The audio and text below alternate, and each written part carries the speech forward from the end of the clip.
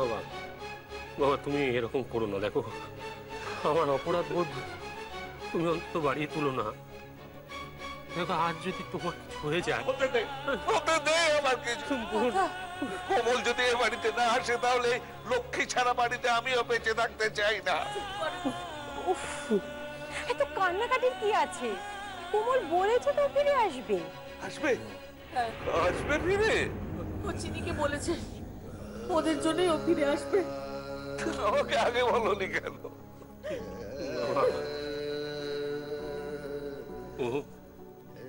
ও হয়তো এই বাড়িতে ফিরে আসবে, আসবে ফিরে, কিন্তু আমাদের কোনোদিন মাফ করবে না দাদা। ও চিনিকে বলেছে চিনি গিনি আর পিচকুর জন্য ফিরবে, শুধু আমাদের কোনোদিন মাফ করবে না।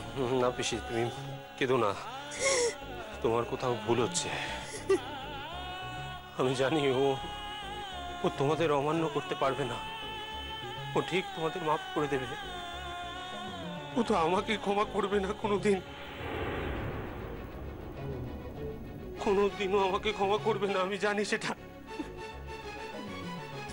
সেরকম কিচ্ছু না, নার্সিং হোমে গেছে, সুমিতের সঙ্গে নিশ্চয়ই ফিরে আসবে। না, আসবে না।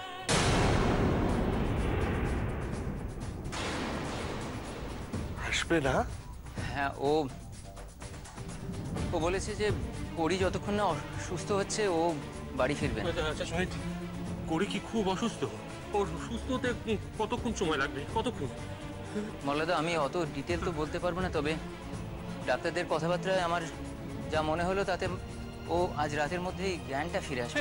এই তো হয়ে গেল। তো আজ করি যদি জ্ঞান ফিরে যায় তাহলে কোমল কাল ভোরে ফিরে আসবে, তাই না? কোমল তো কাল ভোরে ফিরে আসবে। মল্লাদা, সে ব্যাপারে আমি ঠিক বলতে পারবো না। মানে আচ্ছা, তুমি তো এইটা নিশ্চয়ই বলতে পারবে, ওইখানে তো তুমি ছিলে। যা, কোমল আমার সম্বন্ধে কিছু বলেছে? মানে আমাকে ও ঘৃণা করছে সেটা বলেছে তোমাকে? মানে আমার নাম উচ্চারণ করছে একবারের জন্য? একবারের জন্য করেছে? বলো না সুমিত, সুমিত তুমি চুপ করে থেকো না, বলো না, একবারের জন্য নাম উচ্চারণ করেছে সুমিত? বলো না।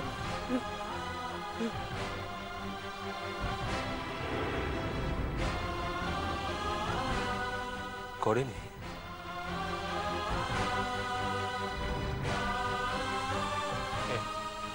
একবারের জন্য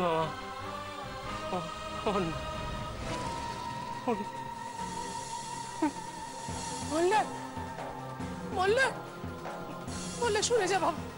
মোল্লা এইভাবে যাস না মোল্লা, লক্ষ্মী বাবা, আমার কথা তো শোন। মোল্লা দান, আমার একটা কথা শোন। আমাকে ডেকো না, আমাকে একটু একা থাকতে দাও, আমাকে একটু একা থাকতে দাও। মোল্লা,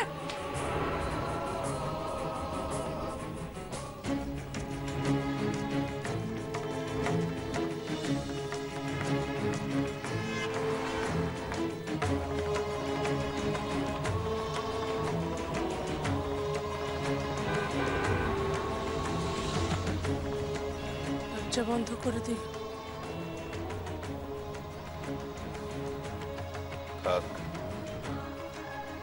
ওকে একটু একা থাকতে দে রে মীরা,